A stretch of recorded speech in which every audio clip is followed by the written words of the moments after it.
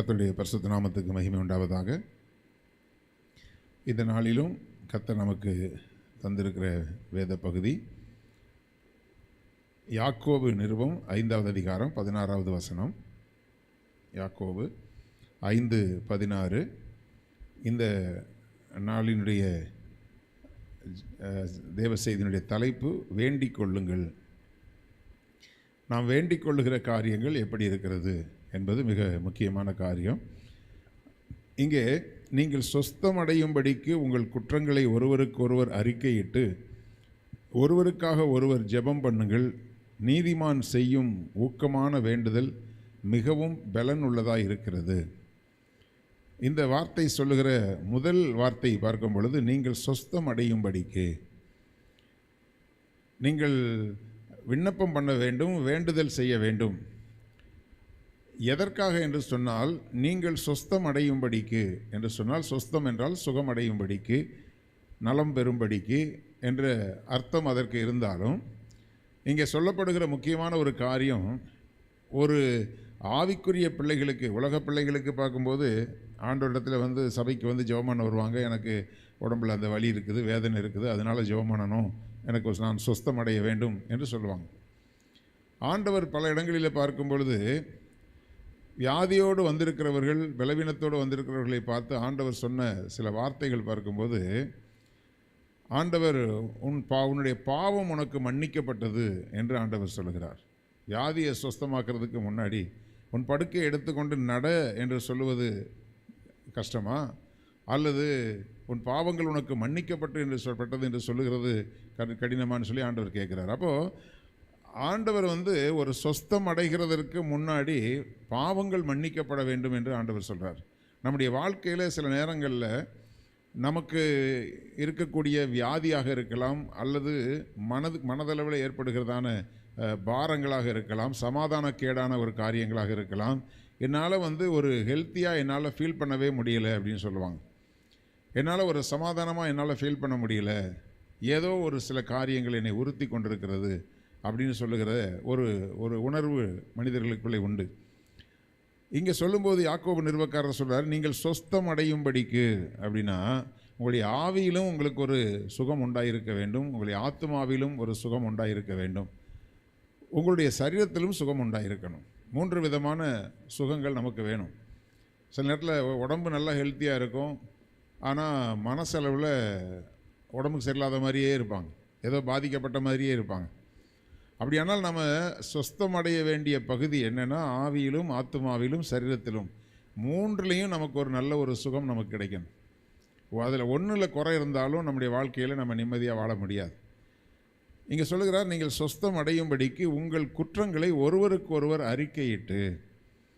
அப்போ ஒருவருக்கு ஒருவர் அறிக்கையிடுதல் அப்படின்னு பார்க்கும் பொழுது, குற்றங்கள் என்பது குற்றம், பாவம், அக்கிரமங்கள், இப்படிலாம் தனித்தனியாக பல காரியங்கள் சொல்லப்பட்டிருக்கிறது.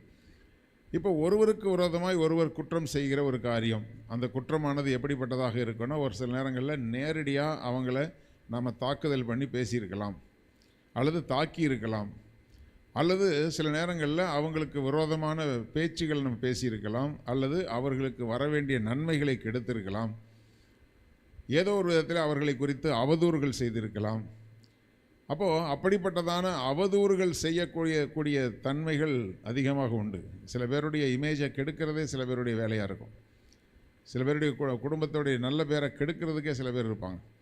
அப்போ இப்படிப்பட்டதான குற்றங்கள் நம்முடைய வாழ்க்கையில் வரும் பொழுது, அதை ஒருவருக்கு ஒருவர் அறிக்கை பண்ணி கொண்டு, நான் இப்படி செஞ்சுருக்கக்கூடாது, நான் இப்படி பேசியிருக்கக்கூடாது, நான் இப்படி நடந்து கொள்ளக்கூடாது என்று சொல்லி ஒருவருக்கொருவர் அறிக்கை இடுகிற ஒரு அனுபவம் நமக்கு சுகத்தை கொடுக்கும், ஆரோக்கியத்தை தரும் என்று யாக்கோபு சொல்கிறார்.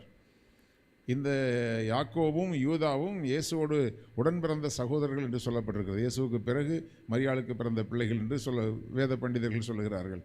அப்போது இவர்கள் இயேசுவோடு கூட மற்ற சீஷர்களோடு இல்லை, கொஞ்சம் காலம் கடந்து இவர்கள் ரட்சிக்கப்பட்டார்கள். ஏனென்றால் அவருடைய வீட்டார் அவரை விசுவாசிக்கவில்லை, அவருடைய சகோதரர்கள் அவரை விசுவாசிக்கவில்லை என்று வேதத்தில் பார்க்கிறோம்.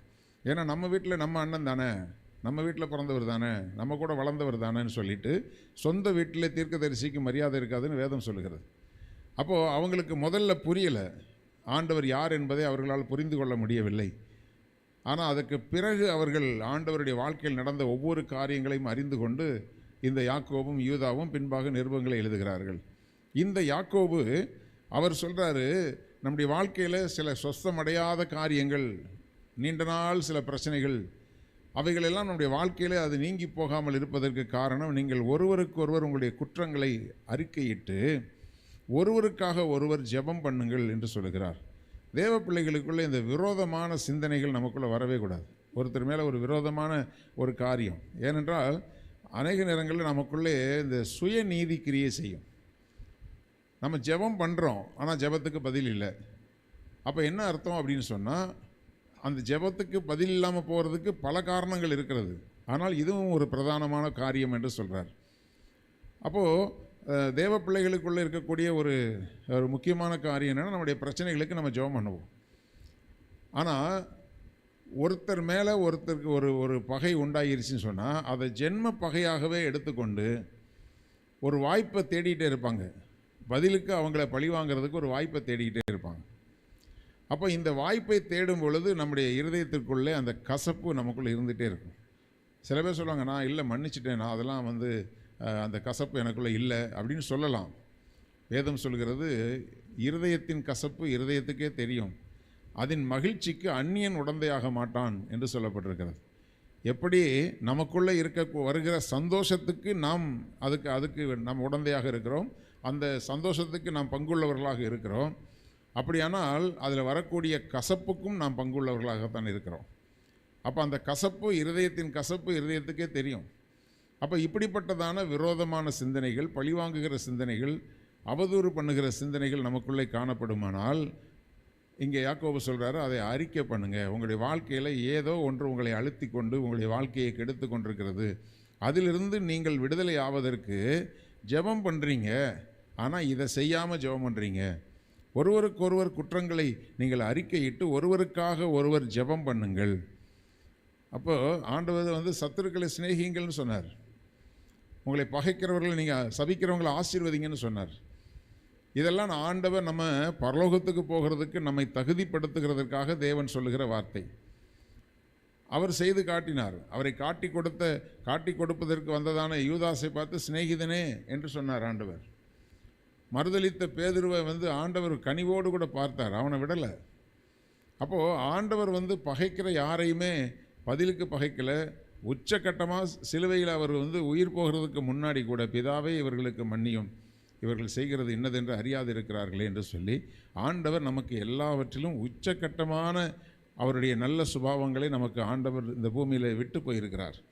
அப்போது நம்முடைய ஜெபம் பண்ணுறோம், ஆனால் ஒருவருக்காக ஒருவர் பகைக்கிறவர்களுக்காக நம்ம ஜெபம் பண்ணுறோமா? அப்படி மாறிட்டீங்கன்னா நீங்கள் நீதிமானாக மாறுவீர்கள். அப்படிப்பட்ட நீதிமான் செய்கிற ஊக்கமான வேண்டுதல் மிகவும் பலனுள்ளதாக இருக்கும்.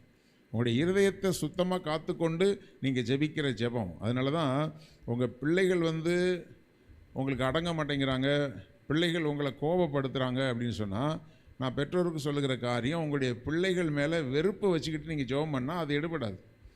அந்த விண்ணப்பம் ஆண்டவரிடத்தில் போகாது. ஏனென்றால் உங்களுடைய இருதயமே உங்கள் பிள்ளைகளை சபிக்கிறது. உங்களுடைய இருதயமே உங்கள் பிள்ளைகள் மேல் கசப்பை உண்டாக்கி வைத்திருக்கிறது. அப்புறம் இருதயத்துக்கும் நீங்கள் வாயிலே வேண்டுதல் பண்ணுகிறதற்கும் சம்பந்தம் இல்லாமல் போகும்போது நீங்கள் நீதிமானுடைய ஜெபமாக உங்களுடைய ஜெபத்தை கர்த்தர் எடுக்க மாட்டார். அப்போ உங்களுடைய ஜெபம் நீதிமான்களுடைய ஜெபமாக இருக்கணும்னு சொன்னால் இருதயம் உங்களுக்கு சுத்தமாக இருக்கணும். இருதயத்தில் சுத்தமுள்ளவர்கள் பாக்கியவான்கள், அவர்கள் தான் தேவனை தரிசிக்க முடியும். தேவனை தரிசிக்க முடியும்னா தேவ பிரசன்னத்தை உணர முடியும். அவங்க தான் தேவனோடு நேரடியாக பேச முடியும். அவங்களுடைய விண்ணப்பத்தை தான் தேவன் எடுத்துக்கொள்கிறார்.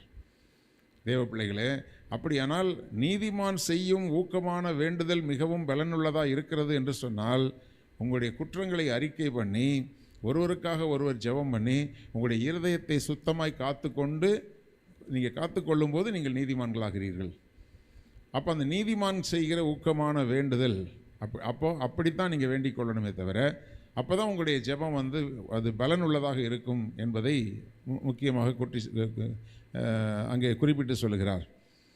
அடுத்தது எருசலேமின் சமாதானத்துக்காக, அதாவது சங்கீதம் 122:6 பார்க்கும் பொழுது, எருசலேமின் சமாதானத்துக்காக வேண்டிக் கொள்ளுங்கள் உன்னை நேசிக்கிறவர்கள் சுகித்திருப்பார்களாக என்று சொல்லி. அடுத்து நம்ம வேண்டிக் கொள்ள வேண்டிய முக்கியமான காரியம், இன்றைக்கு எருசலேமில் பார்க்கும்போது யூதேயா தேசம், அதாவது இஸ்ரேல் தேசத்தில் சமாதானம் இல்லாத ஒரு சூழ்நிலைகள் இருக்கிறது.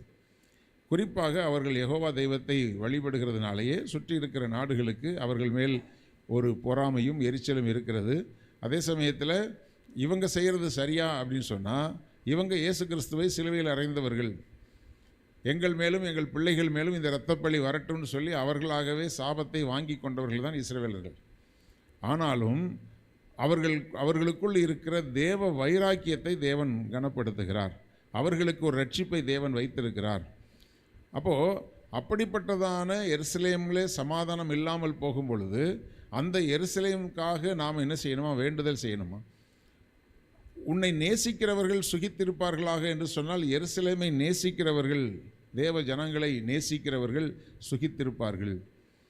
அப்போது அவங்கக்கிட்ட இப்போ குறைகள் இருக்குது. இன்றைக்கி அவங்க யுத்தம் பண்ணுறாங்க, பதிலுக்கு பதில் அடிக்கிறாங்க, பழிக்கு பழி வாங்குறாங்க. இதெல்லாம் ஆண்டவர் இயேசு சொன்ன சுபாவம் இல்லை. என்றாலும் அவர்களுக்குள்ளே இருக்கக்கூடிய தேவ வைராக்கியம் ஒன்று இருக்கிறது. ஆண்டவர் அந்த ஜனங்களை கர்த்தர் தமக்கு சொந்த ஜனங்களாக முதலாவது அவர் தெரிந்து கொண்டார். அதே சமயத்தில் அந்த எருசலேமைத்தான் உலகத்தினுடைய வரைபடத்தினுடைய மைய பகுதியாகவும் குறிப்பிடப்பட்டிருக்கிறது. அப்போ அந்த இடத்துல தான் ஆண்டவர் இயேசு கிறிஸ்து பிறந்திருக்கிறார். அங்கிருந்து தான் வருகையும் சரி, நியாய தீர்ப்பும் சரி, பல காரியங்களுக்கு அதை தேவன் மையமாக வைத்திருக்கிறார். அதனால் ஆண்டவர் அந்த எருசலேமுடைய சமாதானத்துக்காக நீங்கள் ஜெபிக்க வேண்டியவர்களாக இருக்கணும். இன்றைக்கி அநேக தேவ பிள்ளைகள் அதை குறை சொல்கிறோம். நிறைய குறை இருக்குது அவங்ககிட்ட, இல்லைன்னு நான் சொல்லலை. அவங்களுடைய நடவடிக்கைகள் இன்றைக்கி பழி வாங்கக்கூடிய நடவடிக்கைகளும் யுத்தங்களும் ரத்தம் சிந்துதலும் பயங்கரமாக நடந்து கொண்டிருக்கிறது. ஆனாலும் கர்த்தர் அந்த தேசங்களிலே ஒரு சமாதானம் உண்டாகும்படியாக, இப்போ அங்கே சமாதானம் உண்டாகணும்னா என்ன செய்யணும்? அக்கம் பக்கத்தில் உள்ளவர்களும் அவர்களை சிநேகிக்க வேண்டும். அப்போ அவர்களை நேசிக்கிறவர்கள் சுகித்திருப்பார்களாக. அப்போ அவர்களை நேசிப்பதற்கு ஒரு சமாதானம் உண்டாக வேண்டும் என்பதனாலே தேவனுடைய பிள்ளைகளை, எங்களுடைய தலைமை சபையில் எல்லா ஜெபங்களும் ஜெபம் பண்ணி முடித்துட்டு ஒரு வார்த்தையை சொல்லுவாங்க, எருசலேமுக்காக நாங்கள் வேண்டிக் கொள்கிறோம், எருசலேமுடைய சமாதானத்துக்காக நாங்கள் வேண்டிக் கொள்கிறோம், எங்களுடைய யூத சகோதரர்களை நாங்கள் ஆசீர்வதிக்கிறோம் என்று சொல்லி அவர்களை ஆசீர்வதித்து ஜெபிக்கிறது வழக்கம். கர்த்தருடைய பிள்ளைகளே, உங்களுடைய தனிப்பட்ட ஜெபங்கள், உங்களுடைய குடும்ப ஜெபங்கள், பிள்ளைகளுக்குரிய ஜெபங்கள் எல்லாவற்றோடு கூட சேர்ந்து நீங்கள் எருசலேமுக்காக சமாதானத்துக்காக வேண்டிக் கொள்ளுங்கள் என்று உங்களுடைய வேண்டுதலை குறித்து ஆண்டவர் ஒரு காரியத்தை சொல்லியிருக்கிறார். அடுத்து 2 தெசலோனிக்கேயர் 3வது அதிகாரம் 2வது வசனத்தை பார்த்தீங்கன்னா, துர்க்குணராகிய பொல்லாத மனுஷர் கையிலிருந்து நாங்கள் விடுவிக்கப்படும்படிக்கு எங்களுக்காக வேண்டிக் கொள்ளுங்கள், விசுவாசம் எல்லாரிடத்திலும் இல்லையே என்று சொல்லுகிறார். இந்த வார்த்தையை நல்லா கவனிங்க. துர்க்குணராகிய பொல்லாத மனுஷர் கையிலிருந்து நாங்கள் விடுவிக்கப்படும்படிக்கு என்று சொன்னால், இங்கே பவுல் அப்போஸ்தலர், அவர் தேவனுடைய ஊழியக்காரர், தேவனுடைய வார்த்தையை சுமந்து கொண்டு போகிறவர், பல இடங்களிலே கர்த்தருடைய வசனத்தை பேசுகிறவர். அப்போது இங்கே என்ன சொல்கிறாரு? கர்த்தருக்காக பல இடங்களிலே கர்த்தருடைய ஊழியங்களை செய்கிற ஊழியக்காரருக்காக நீங்கள் என்ன செய்யணுமா? பொல்லாத மனுஷருடைய கையிலிருந்து விடுவிக்கப்பட வேண்டும். நம்முடைய இந்திய தேசத்திலே வட இந்திய பகுதிகளில் சில மாநிலங்களிலே பார்க்கும் பொழுது, நான் ஏற்கனவே ஒரு முறை சொல்லியிருக்கிறேன், ஒரு குறிப்பிட்ட ஒரு மாநிலத்தில் சனிக்கிழமையானால் எல்லா பாஸ்டர்ஸையும் அரெஸ்ட் பண்ணி கொண்டு போய் ஜெயிலில் போட்டுருவாங்க. சனிக்கிழமையான பாஸ்டர்ஸை அரெஸ்ட் பண்ணி கொண்டு போய், ஏன்னா ஞாயிற்றுக்கிழமை ஆராதனை நடத்தணும், அவங்கள அடிக்கிறதில்ல உதைக்கிறதில்ல, அப்படியே அரெஸ்ட் பண்ணி கொண்டு போய் ஜெயிலில் வச்சுட்டு அவங்களுக்கு சாப்பாடெலாம் கொடுத்துருவாங்க. திங்கக்கிழமை அவங்களை ரிலீஸ் பண்ணுவாங்க. ஞாயிற்றுக்கிழமை அவங்க வீட்டிலையோ சர்ச்சிலையோ அவங்க இருக்க மாட்டாங்க, இருக்கக்கூடாதுன்னு சொல்லி அப்படி ஒரு வஞ்சகமாய் ஒரு காரியத்தை அவர்கள் செய்கிறார்கள். அப்போ அப்படி வஞ்சகமாக செய்யும் பொழுது ஞாயிற்றுக்கிழமை தான் ஜனங்கள் லீவில் வீட்டில் இருப்பாங்க, அப்படி தான் அவங்க ஆராதிக்க வர முடியும். திங்கக்கிழமை போய் ஆராதனை வச்சா, செவ்வாய்க்கிழமை ஆராதனை வச்சா ஆட்கள் வரமாட்டாங்க. அப்போ ஊழியத்தை கெடுப்பதற்கும் ஊழியக்காரர்கள் விடுதலையோடு கூட ஊழியம் செய்ய முடியாதபடிக்கும் அப்படிப்பட்டதான சில காரியங்கள் இல்லீகலாக, அதாவது சட்டவிரோதமாக அந்த காரியங்களை செய்கிறாங்க. இன்னும் சில இடங்களில் துணிகரமாக எத்தனையோ ஊழியக்காரர்கள் சபையை நடத்த முடியாதபடிக்கு, சபைகள் ஆயிரக்கணக்கான சபைகள் இந்திய தேசத்தில் பூட்டப்பட்டிருக்கிறது. அதுக்கு என்ன காரணம் என்று சொன்னால், அங்கே காவல்துறையும் அங்கே அந்த காரியங்களை எடுத்துக்கொள்கிறதில்லை, நீதித்துறையும் அதற்கான சப்போர்ட் பண்ணுகிறது கிடையாது. சட்டவிரோதமான இந்த காரியங்கள், தேவனுடைய திருச்சபைகள் மூடப்பட்ட நிலைமையிலே பல இடங்களிலே ஊழியங்கள் பாதிக்கப்பட்டிருக்கிறது. தேவ பிள்ளைகளே, இன்றைக்கு வரைக்கும் நமக்குடைய வியாபாரம் நடக்கணும், நமக்கு வருமானம் வரணும், வேலை நடக்கணும், எல்லாத்துக்காக நம்ம ஜெபம் பண்ணுறோமே. ஆனால் ஊழியக்காரர்கள் பொல்லாத மனுஷருடைய கையிலிருந்து விடுவிக்கப்பட வேண்டும் என்று நீங்கள் ஜெபிக்கிறீங்களா? அப்படி ஊழியங்களை நேசிக்கிறீங்களா? திருச்சபைகளை நேசிக்கிறீங்களா? சபைகள் வளர்ந்து பெருகணுங்கிற பாரம் உங்களுக்குள்ளே இருக்குதா? அல்லது நீங்கள் போகிற உங்களுடைய திருச்சபையில் ஆத்துமாக்கள் நிறையா ரட்சிக்கப்பட்டு வரணுங்கிற ஒரு ஆத்தும பாரம் உங்களுக்குள்ளே இருக்குதா? அப்படிப்பட்ட எந்த ஒரு காரணமே இல்லாமல், அதாவது அது ஆண்டவருடைய தேவையாக இருக்கிறது. நீங்கள் உங்கள் தேவைக்காக மட்டும் ஆண்டவர்கிட்ட போய் நிற்கிறீங்க. ஆனால் ஆண்டவருடைய தேவைக்காக நீங்கள் ஜெபிக்கிறீங்களா? உங்களை நீங்களே ஆராய்ந்து பாருங்கள். உங்களுடைய வேண்டுதல் அது பலனுள்ளதாக இருக்க வேண்டும் என்று சொன்னால், தேவனுடைய பிள்ளைகளே, தேவ ஊழியக்காரர்கள் துர்க்குணம் உள்ள பொல்லாத மனுஷருடைய கையிலிருந்து அவர்கள் விடுவிக்கப்பட வேண்டும். ஊழியங்கள் விடுவிக்கப்பட வேண்டும். திருச்சபைகள் விடுதலையோடு கூட நடத்தப்பட வேண்டும். சொந்த இடங்களில் இருக்கிற இடத்துல கூட பல இடங்களில் திருச்சபைகளை நடத்த விடாதபடிக்கு பொல்லாத மனுஷர்கள், துர்க்குணமான மனுஷர்கள் கடந்த நாட்களிலே மோகன் சிலாசரசன் சொல்லும் பொழுது, ஒரு குறிப்பிட்ட மாநிலத்தில் போய் ஒரு கூட்டத்தை முடிச்சுட்டு வரும்பொழுது வழியிலேயே ஜீப்பில் நின்று அவர்களை கொலை செய்யும்படியாக அந்த கூட்டத்தார் நின்றுருக்கிறாங்க. நல்ல வேளை அந்த பகுதியை பற்றி தெரிந்த அந்த அந்த ஜீப் டிரைவர் காட்டுக்குள்ளே இறங்கி வண்டியை வேகமாக விரட்டி கொண்டு போய் எங்கேயோ ஒரு குறுக்கு வழியில் போய் அவரை போய் அந்த மெயின் சிட்டியில் கொண்டு விட்டுட்டு அதுக்கப்புறம் திரும்பி வந்தார். ஆனால் இவங்களை பிடிக்க முடியலைன்னு சொல்லிட்டு அந்த கூட்டம் நடத்தின அந்த பாஸ்டரை பிடிச்சி பயங்கரமாக அடித்து ரத்த கலரி ஆக்கியிருக்கிறாங்க. இதெல்லாம் நம்ம இந்திய தேசத்தில் நடந்து கொண்டிருக்கிறது. ஆனால் இதை குறித்து போய் ஏதாவது ஒரு கம்ப்ளைண்ட் கொடுத்தா அந்த கம்ப்ளைண்ட் எடுக்கப்படாது.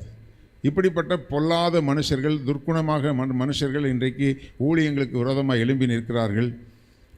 செல்வாக்கு உள்ளவர்கள் அவர்களுக்கு சப்போர்ட்டாக இருக்கிறாங்க. கர்த்தருடைய ஊழியக்காரர்களுக்கோ திருச்சபைகளுக்கோ சப்போர்ட்டான ஆட்கள் கிடையாது. தேவ ஜனங்கள் அப்படிப்பட்ட ஊழியக்காரர்களுக்கு பிரச்சனை வரும்போது ஓடி ஒளிந்து கொள்கிறார்கள். அப்போது தேவ ஊழியர்கள் விடுதலையோடு கூட ஊழியங்களை செய்வதற்கு நீங்கள் போராடி ஜெபிக்கிறவங்களாக இருக்கிறீங்களா? ஊழியங்களுக்காக பாரம் இருக்குதா? குறிப்பாக உங்கள் சபை வளரணும், உங்கள் சபைக்கு நீங்கள் ஆத்துமாக்களை ஆதாயம் பண்ணணும், அந்த ஒரு பாரம் உங்களுக்குள்ளே இருக்கிறதா? அதற்காக நீங்கள் வேண்டிக் கொள்ளுங்கள்.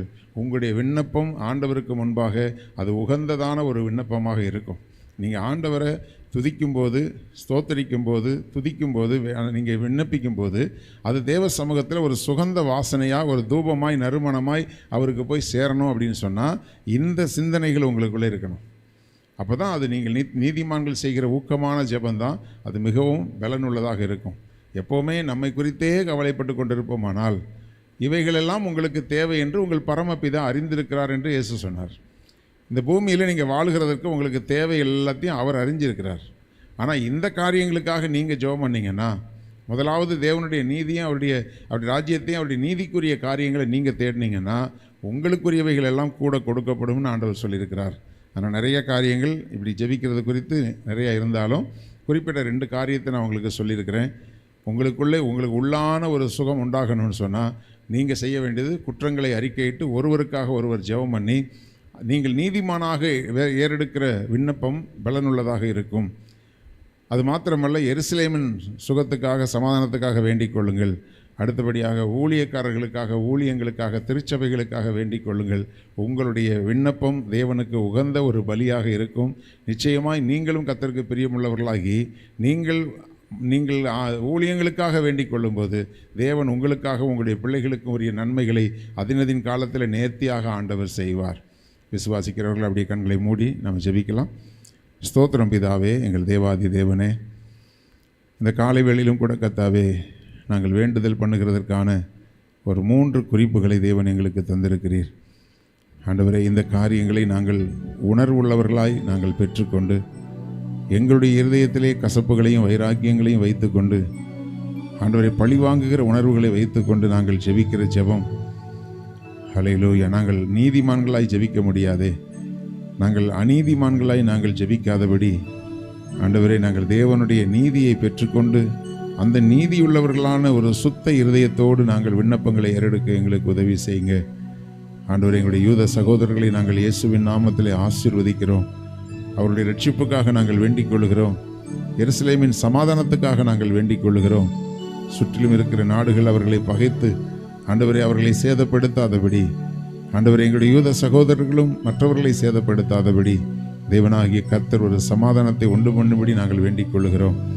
கர்த்தாவே, தேசம் முழுவதிலும் உலகம் முழுவதிலும் கர்த்தருடைய ஊழியக்காரர்களுக்கு விரோதமாய் ஆண்டவரே ஸ்தோத்திர விடுதலையோடு கூட கர்த்தருடைய வார்த்தைகளை அவர்கள் பிரசங்கிக்க முடியாதபடிக்கு ஆண்டவரே திருச்சபைகளுக்கு விரோதமாய், ஊழியக்காரர்களுக்கு விரோதமாய், விசுவாச பிள்ளைகளுக்கு விரோதமாய், சுவிசேஷர்களுக்கு விரோதமாய் ஆண்டவரே எங்கள் தேசத்தில் எழும்பி நிற்கிற பொல்லாத அந்தகார சக்திகள் இயேசுவின் நாமத்தினாலே முறியடிக்கப்பட்டு போகும்படி தேவனாகிய கர்த்தர் எங்கள் தேசத்தில் விடுதலையோடு கூட கர்த்தருடைய வார்த்தைகளை பிரசங்கிக்க தேவ மனுஷர்களுக்கு தேவன் அனுகிரகம் பண்ணும்படி ஒப்பு கொடுத்து செபிக்கிறோம். அப்பா, வருகிற நாட்களில் அந்த விடுதலையை நாங்கள் காண உதவி செய்யுங்க. இப்படிப்பட்ட விண்ணப்பங்கள் உமக்கு உகந்ததாக இருக்கிறபடினாலே ஆண்டவரே உம்முடைய பிள்ளைகள் ஆண்டவரே ஸ்தோத்திரம் ஸ்தோத்திரம் ஆண்டவரே அப்படிப்பட்ட விண்ணப்பங்களை செய்து தேவனுக்கு பிரியமாய் ஆண்டவரே ஸ்தோத்திரம் தங்களுடைய ஆவிக்குரிய வாழ்க்கையை நடத்தி தங்களுடைய குடும்ப வாழ்க்கைக்கும் தங்களுடைய எதிர்காலத்துக்கும் தேவையான நன்மைகளை நீர் செய்ய போதுமானவராய் இருக்கிறீர் என்கிற விசுவாசத்தோடு முதலாவது தேவனுடைய ராஜ்யத்தையும் அவருடைய நீதியையும் தேட தேவன் அனுகிரகம் பண்ணும்படி ஒப்பு கொடுத்து செபிக்கிறோம். பிள்ளைகளை நீர் மூடிக்கொள்ளுங்க, ஆசீர்வதிங்க. இந்த நாளிலும் பிள்ளைகளுடைய போக்குவரத்துகளை எல்லாம் பாதுகாத்து வழி நடத்துங்க. எல்லா துதியும் கனமும் மகிமையும் உமக்கே செலுத்துகிறோம். இயேசு கிறிஸ்துவின் இன்ப நாமத்தில் ஜெபிக்கிறோம் ஜீவனுள்ள எங்கள் நல்ல பிதாவே, ஆமேன். எல்லாரும் சேர்த்து சொல்லுவோம். என் ஆத்துமாவே கர்த்தரை ஸ்தோத்திரி, என் முழுமே அவருடைய பரிசுத்த நாமத்தை ஸ்தோத்திரி. என் ஆத்துமாவே கர்த்தரை ஸ்தோத்திரி, கர்த்தர் செய்த சகல உபகாரங்களை மறவாதே. ஆமேன். ஆண்டவர்களை ஆசீர்வதிப்பார்.